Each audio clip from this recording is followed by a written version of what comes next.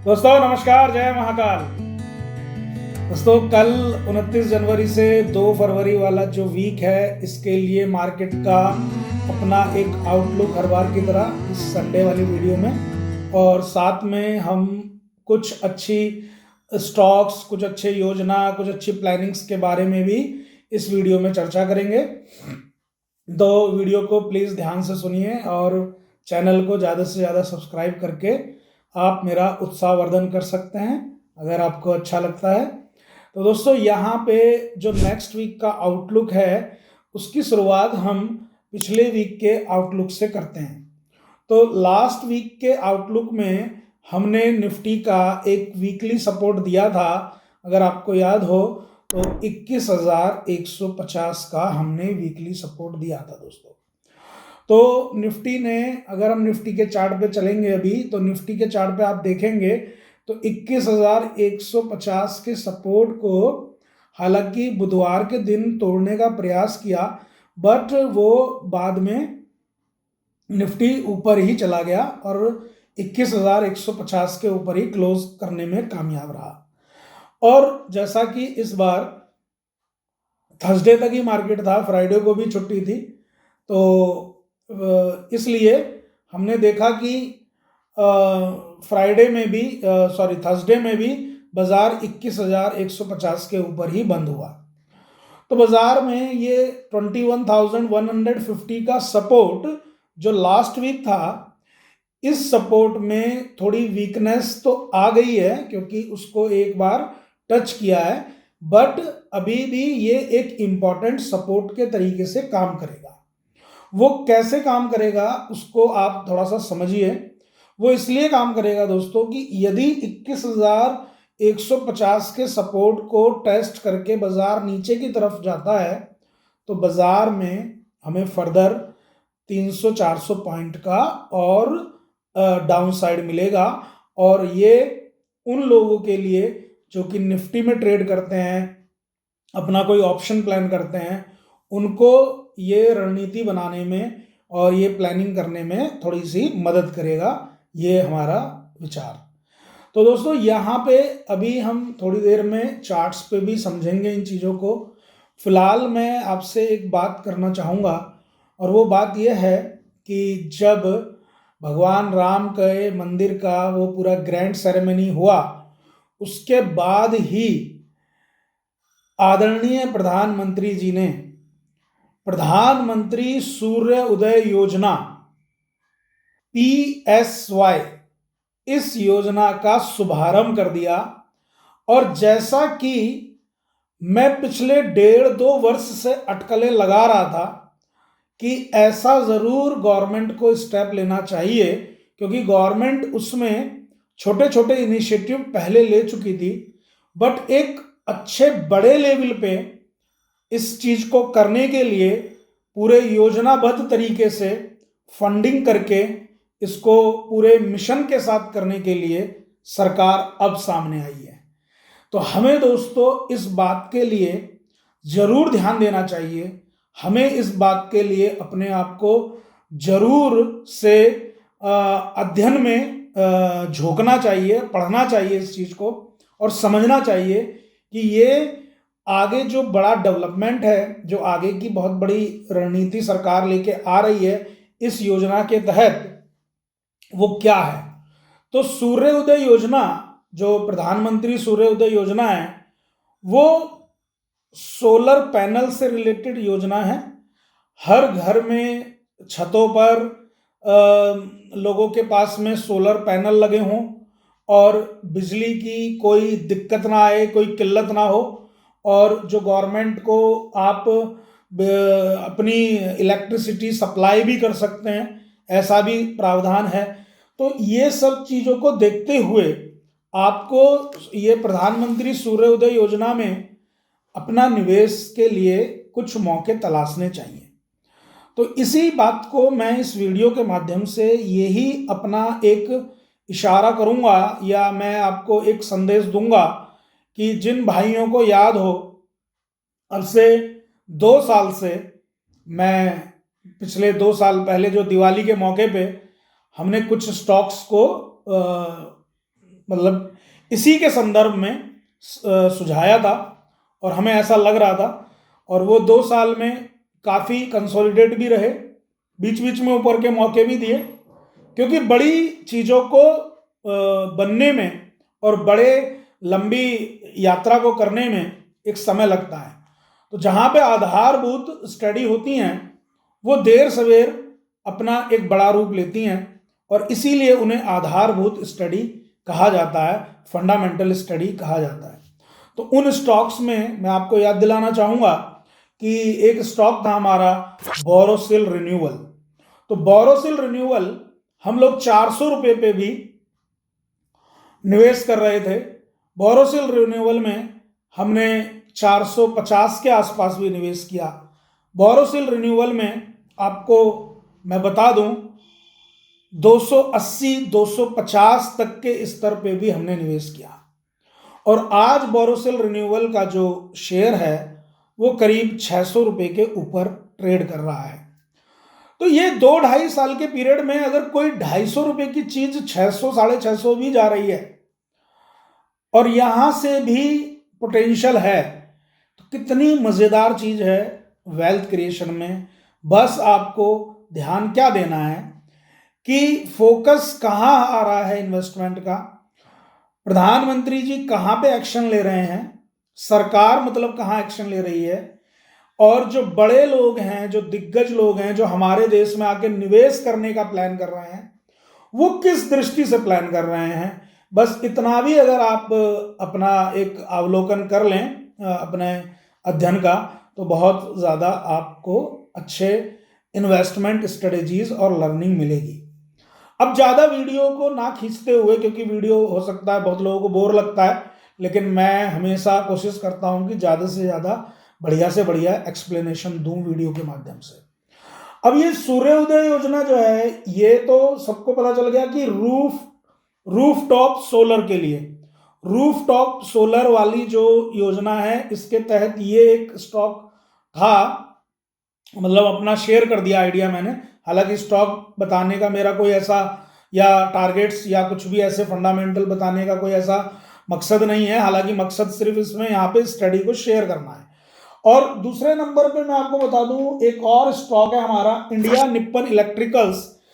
काफी दोस्तों के पास में हमारे 300 से 325 के आसपास, 400 तक के आसपास के लेवल से पड़ा हुआ है, और हमने यही जान के सोचा था कि कभी ना कभी यहाँ पे इम्प्रूवमेंट आएंगे, क्योंकि जिस हिसाब से कंपनी प्लान कर रही थी और कंपनी का मैनेजमेंट इसको बहुत एग्रेसिव तरीके से ले रहा था, तो यहाँ पे मैं बताना चाहूँगा आपको, मैंने पूरा उसका स्टडी किया।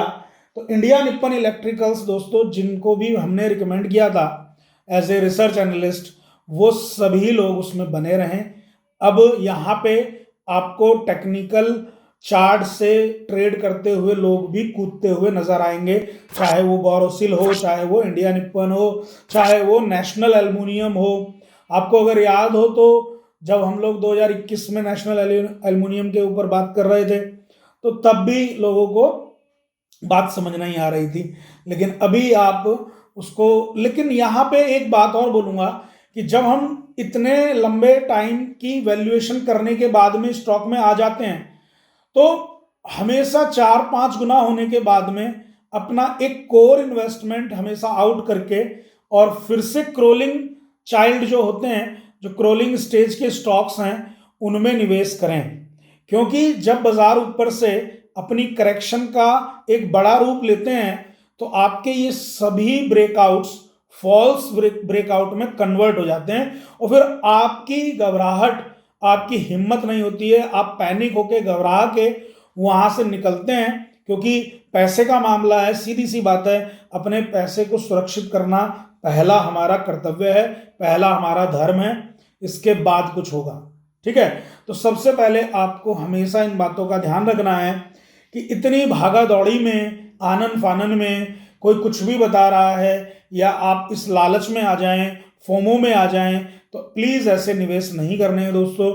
और जैसा कि मैं अभी आपको स्टॉक्स के नाम बताएं, ये ऑलरेडी मतलब आप लोगों को अगर आप ओल्ड वीडियोस देखें 2 साल 2.5 साल पुरानी, तो हम पहले बता चुके हैं।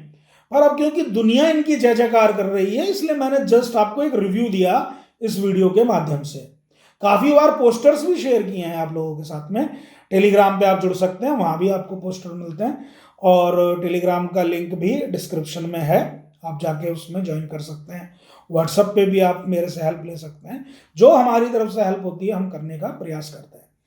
अब क्योंकि मैंने आपको India Nippon electricals, national aluminium, आपको बोरोसिल रिन्यूअल, ऐसी चीजें बताई, प्रधानमंत्री सूर्योदय योजना के ऊपर हमने थोड़ी सा डिस्कशन किया। अब मैं बात करता हूं एक और चीज के ऊपर, आपका ध्यान लगाना चाहता हूं। अभी हाल फिलहाल में आपने देखा, मैं जो बार बार बात कर रहा था, इसीलिए वो बात यहां से कनेक्ट होती है कि पॉलीकैब जैसा शेयर, बाटा इंडिया जैसा शेयर, एचडीएफसी बैंक जैसा शेयर, आप देखिए कितने ज्यादा करेक्ट हुए। जी एंटरटेनमेंट जैसा शेयर कितना उसने मतलब डाउनफॉल दिया, जिसकी वजह से मीडिया सेक्टर अभी एकदम से वीकली अंडर परफॉर्म सेक्टर बन गया। तो आप समझने का प्रयास कीजिए, जब इतने बड़े बड़े दिग्गज अच्छे स्टॉक्स में भी इस तरीके की बिकवाली देखने को मिलती है, या कुछ इंटरनल खामियां पाई जा रही हैं, मेरा इशारा समझिएगा, जैसे जी एंटरटेनमेंट है या पॉलीकैब है, तो ऐसी जगहों पे जब ऐसा हो रहा है, तो जो छोटे छोटे स्टॉक्स हैं, जिन स्टॉक्स को आपको भेजा जा रहा है, आपको बताया जा रहा है, आप खुद सोचिए कि जो इंफॉर्मेशन आपके पास आ रही है वो एक स्टेल इंफॉर्मेशन है। क्योंकि आप अपने से सोचिए कि आपका दायरा क्या है। क्या आप सेबी बोर्ड में हैं? क्या आप सेबी रजिस्टर्ड एनालिस्ट हैं? क्या आप उनकी कमेटी के मेंबर हैं? क्या आपकी प्रमोटर से डायरेक्ट बातचीत है? क्या आप एक प्रमोटर के इन्वेस्टर्स के सेमिनार्स में जाते हैं, उनसे बात करते हैं? क्या आपने उनके क्लब्स को ज्वाइन किया है? जब ऐसा कुछ भी नहीं है, और क्या आपने उस लेवल का अध्ययन किया है, आप पे वो डिग्रीज हैं, आप पे वो क्वालिफिकेशन है, जब दोस्तों हमारे पास ये सब कुछ नहीं है, तो समझ लीजिए कि हमें जो भी कुछ आसपास से कुछ भी स्टोरी बना के बेचा जा रहा है, तो वहां हमें सतर्क होना है। हमारा यही मकसद है इस वीडियो के माध्यम से कि प्लीज सतर्क होइए, क्योंकि कुछ भी गलत होना बहुत गलत हो जाएगा हमारे साथ, क्योंकि हार्ड कैश बहुत मेहनत से कमाया गया पैसा है।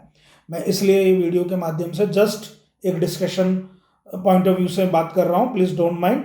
लेकिन एक बात ये भी आप समझिए कि जब आप ये खुद से देखते हैं चार्ट्स पे, चार्ट देखने का आपको मन करता है क्योंकि आप चार्ट एक्सपर्ट हैं। मैं चार्ट्स को सही बता रहा हूं, रेयर देखता हूं। हमेशा मैं चार्ट्स पे घड़ी घड़ी नजर नहीं रखता हूं। चार्ट पे घड़ी घड़ी नजर रखूंगा तो मैं डिस्टर्ब हो जाऊंगा, मेरी साइकोलॉजी डिस्टर्ब हो जाएगी। बिकॉज मैं वैल्यूएशन पे, परफॉर्मेंस पे, बिजनेस मॉडल पे अपनी स्टडी हमेशा आपसे शेयर करता हूं और उसी पे मैं विश्वास करता हूं। चार्ट्स का सहारा मैं प्राइस एक्शन के लिए, स्टॉक्स की ट्रेडिंग के लिए, आप लोगों के साथ में आपके साथ ट्रेडिंग आइडियाज को शेयर करने के लिए लेता हूं, इससे ज्यादा नहीं। तो यहां पे क्या होता है, जब आप खुद से चार्ट देखते हैं, मैं ये बात कह रहा हूं, इस बात को समझिए क्या बोल रहा हूं। जब आप खुद से चार्ट देखते हैं तो आप खुद पाते हैं कि किसी में 16 साल के बाद ब्रेकआउट, किसी में 15 साल बाद ब्रेकआउट, किसी में 10 साल बाद ब्रेकआउट। आप जरा सा दिमाग लगाइए, ये ब्रेकआउट तक तो ठीक है, लेकिन ब्रेकआउट से पहले जो पहले से आपके निवेश में बैठे हुए लोग, जहां आप निवेश करना चाह रहे हैं, वहां से उनका पैसा तो 4 से 6 गुना हो चुका है। अब आपके स्टॉक का ब्रेकआउट आया, और ऐसे ब्रेकआउट में ब्रेकडाउन आ जाए, अगर पूरे बाजार में ताबड़तोड़ करेक्शन बढ़िया सी आ जाए, तो आपके उस ब्रेकआउट का क्या होगा। फिर से अगर 10 साल लग गए, 15 साल लग गए वहां आने में, मंजिल वापस वहीं आने में, तो 15 साल में यदि आपकी आयु आज 70-75 वर्ष है, तो हो सकता है अगले 15 साल में महाकाल के पास आपको वो स्टॉक दिखता हुआ मिले। तो दोस्तों इस बात को समझने का प्रयास कीजिए। यदि आप एक इनिशियल एज में भी इन्वेस्ट करते हैं और आपका निवेश 10 साल फंस जाए, 12 साल फंस जाए, क्योंकि हर व्यक्ति इतना ज़्यादा स्ट्रिक्ट डिसिप्लिन में नहीं आता है कि वो आपके अपने निवेश को 20% लॉस पे काट दे, 10% लॉस पे काट दे।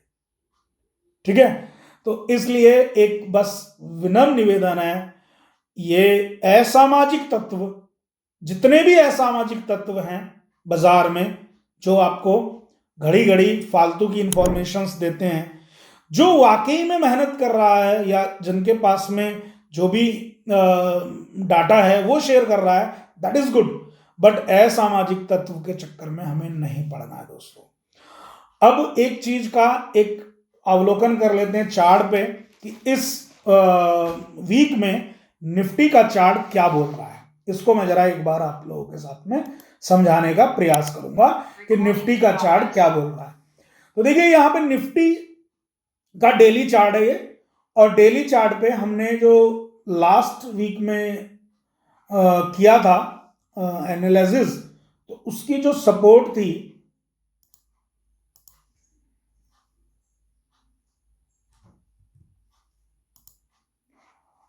वो एक बार मैं आप लोगों को दिखा देता हूं।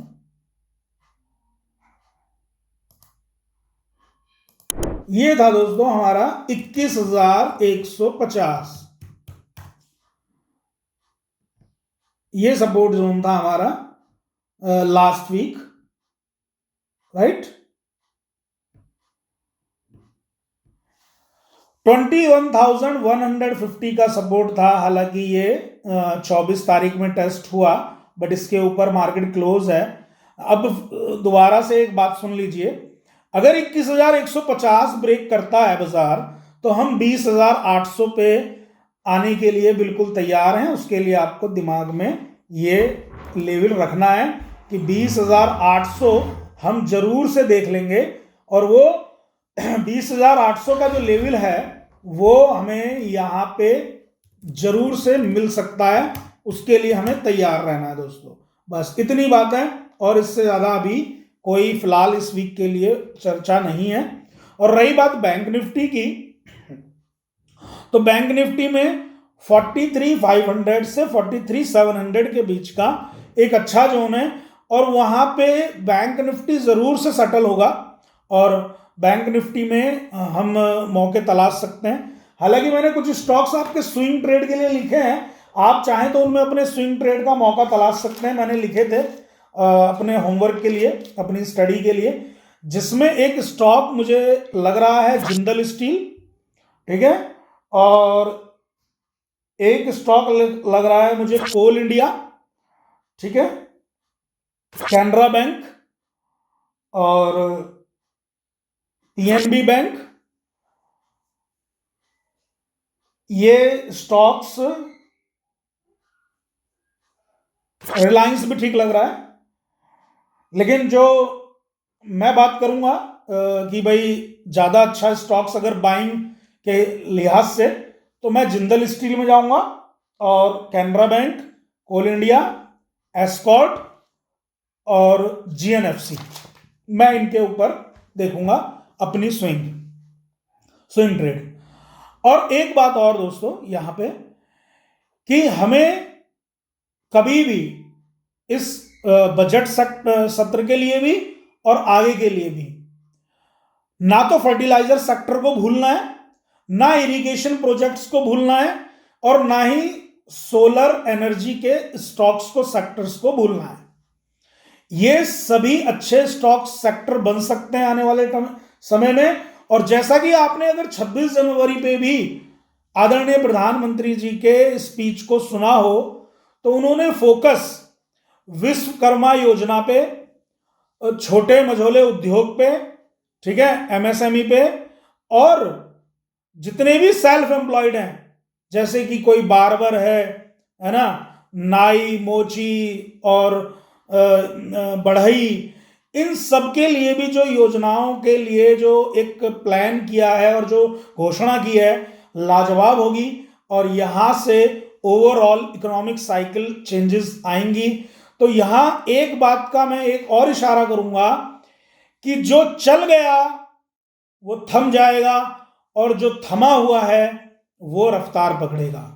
तो इस बात को ध्यान में रखते हुए आपने अपने निवेश करने हैं। मैं अब फिर से एक बार इस वीडियो में एक ही बात रिपीट करूंगा कि जितनी भी बात बोली है इसको अपने से जरूर एनालिसिस करें। वीडियो लंबा हुआ है, इसके लिए मैं क्षमा प्रार्थी हूं, लेकिन मैं अपनी वीडियो को यहीं पे समाप्त कर रहा हूं। जय महाकाल।